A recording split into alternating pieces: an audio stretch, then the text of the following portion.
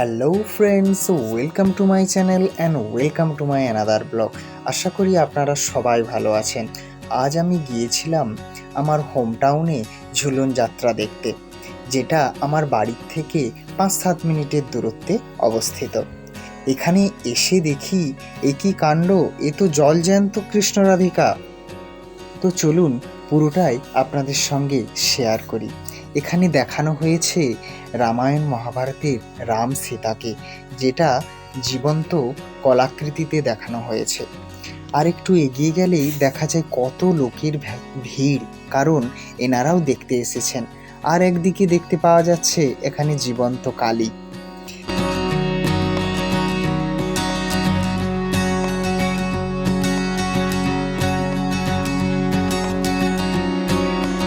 এখানে আবার শিব দুর্গাও আছেন।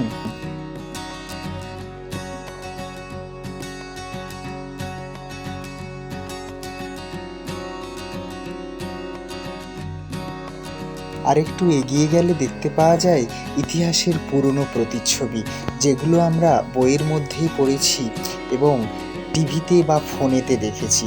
একদিকে দেখতে পাওয়া যায় ঘোড়ার উপরে বসে আছেন, আর একদিকে দেখতে পাওয়া যায় যমরাজ, সতী সাবিত্রী, এইসবের প্রতিচ্ছবি, যেগুলো জীবন্ত আকারে এখানে তুলে ধরা হয়েছে।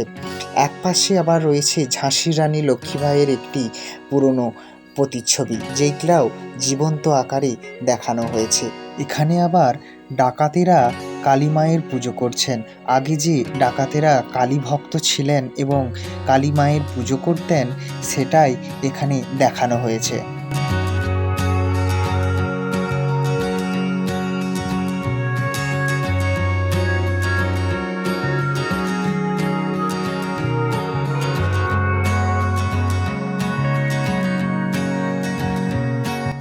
আর একটু এগিয়ে গেলেই দেখতে পাওয়া যায় বিভিন্ন ফুলে সজ্জিত একটি মঞ্চের ওপরে কত সুন্দর একটি গণেশ ঠাকুরের মূর্তি এখানে রাখা রয়েছে। গণেশ দেবের মূর্তি দর্শন করতে না করতেই এখানে দেখি গোপাল ভাঁড় আর একটি জোকারের ব্যবস্থা করা হয়েছে, যার গল্প পড়ে আমরা বড় হয়েছি। এটা যদিও বা ছোটদের মনোরঞ্জন করার জন্যই ব্যবস্থা করা হয়েছে। সবে মিলে দারুণ সুন্দর সময় কাটালাম। লাস্টের দিকে আমাদের রাসবিহারী, রাধা এবং কৃষ্ণ ছবি, অসাধারণ প্রতিচ্ছবি এখানে দেখতে পাওয়া যাচ্ছে, যার মূর্তি দেখে আমাদের মনোমুগ্ধ হয়ে যায়।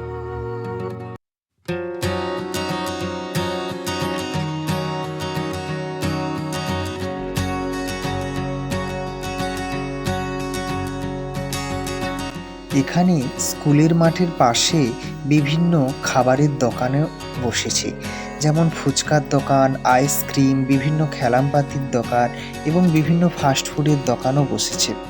তো এখানেই আমরা কিছু খেয়ে বাড়ি যাব। ভিডিওটা আমরা এখানেই শেষ করছি। আপনাদের ভিডিওটা ভালো লাগলে অবশ্যই একটি লাইক করবেন, কমেন্ট করবেন এবং চ্যানেলটিকে সাবস্ক্রাইব করবেন। Thank you.